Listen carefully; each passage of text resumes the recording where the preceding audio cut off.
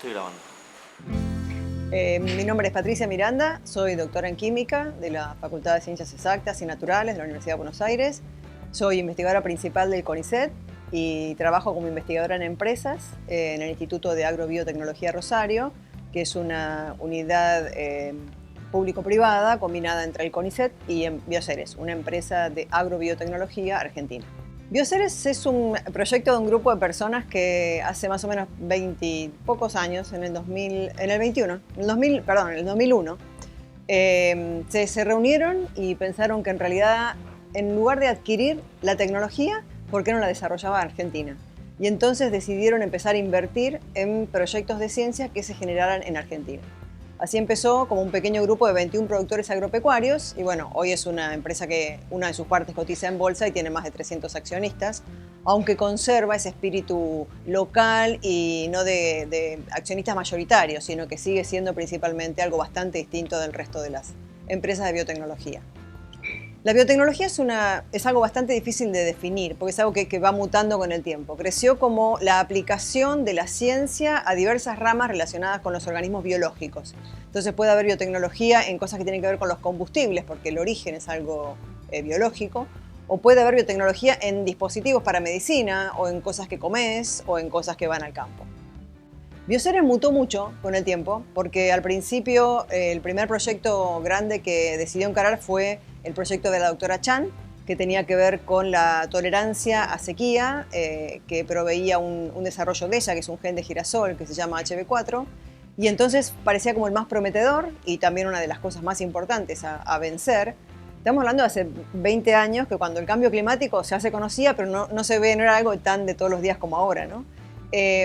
Así que ese fue como el caballito de batalla de Bioceres y el que le permitió distinguirse y llamar la atención porque competíamos con las grandes empresas semilleras. O sea, tuvimos una osadía en ese momento de querer llegar a donde ellos habían llegado con recursos mucho menores y de una manera completamente diferente.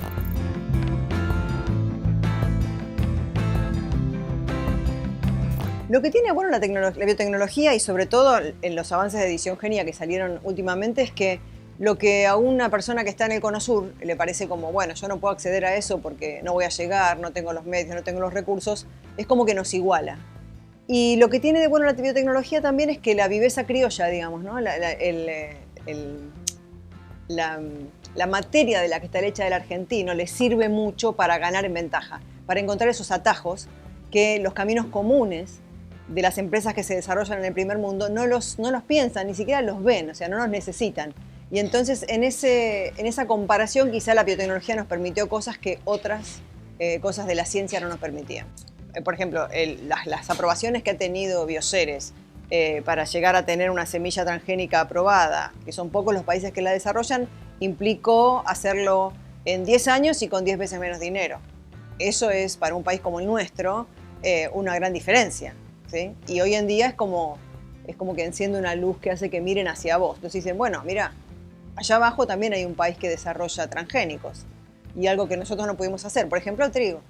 Bueno, este año con la sequía violenta que hay, como que se exacerba o se ve mucho más lo que pasa con el beneficio de la tecnología HB4. O sea, vos podés fijarte que rinde mucho más que los trigos que no la tienen. Es importante entender cómo funciona la biotecnología. La biotecnología no es magia, digamos, ¿no? Entonces, cuando uno habla de la tecnología de tolerancia a sequía, no quiere decir que pueden crecer en un desierto, digamos. Lo que hace es, ante una ocasión de estrés, de sequía eventual, que puede pasar hasta en la pampa húmeda, en el mejor terreno, tener esta tecnología hace que la planta se quede en un estado en que puede aguantar la ausencia de agua hasta que el agua viene. Entonces, una planta común lo que hace es cerrar todos sus sistemas de producción para asegurarse la supervivencia, no el rendimiento. Lo que hace HB4 es que no apaga todos esos canales y sigue produciendo. Cuando vuelve el agua, puede retomar y la otra ya desencadenó una respuesta irreversible. Y la otra cosa que hace es que estabiliza o mejora los rindes en ambientes que no son tan buenos. Entonces, ¿qué es lo que hace? En lugares donde los rendimientos son malísimos, sea porque es una zona seca o porque el suelo no tiene tantos nutrientes, HB4 te puede dar el 40 o 50% más de rinde en el trigo.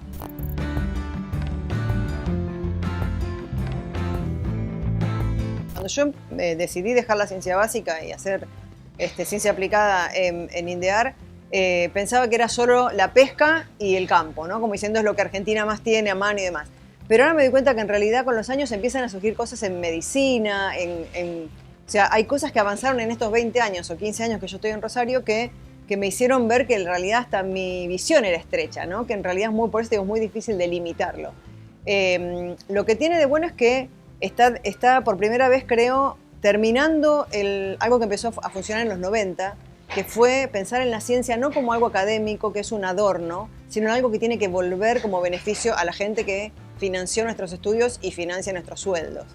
O sea, que tiene que ser aplicada. O sea, que hay que pensarla. Más allá de que contribuís al conocimiento, hay gente que está dispuesta a ponerse a hacer un emprendimiento que genere una empresa y eso le da beneficio de vuelta al Estado y al ciudadano que digamos, que fomentó nuestro desarrollo.